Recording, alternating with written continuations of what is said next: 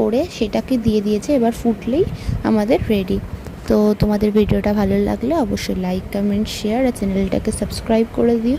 চেষ্টা করছি তোমাদের জন্য যাতে একটু অন্যরকম কিছু আনতে পারি, তো তাই জন্য আজকে আবার একটু অন্যরকম আনা হলো।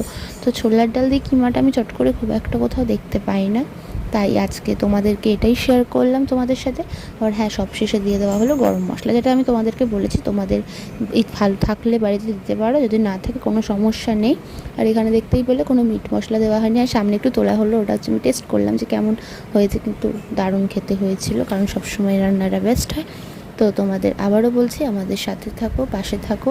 তো তোমাদের দেখতেই পাচ্ছ এই রান্নাটা অলমোস্ট হয়ে গেছে, মশলা কষেছে, কোনো মশলার গন্ধও নেই, আর একদম শুকনো শুকনো হয়েই গেছে প্রায়।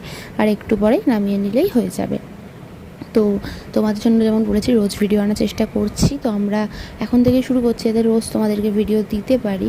তো তোমরাও আমাদের সাথে থাকো, পাশে থাকো, আর আমাদের চ্যানেলটাকে এগিয়ে নিয়ে যাও, যাতে আমরা তোমাদেরকে রোজ নতুন নতুন কিছু দেখাতে পারি, নতুন ভিডিও করতে পারি।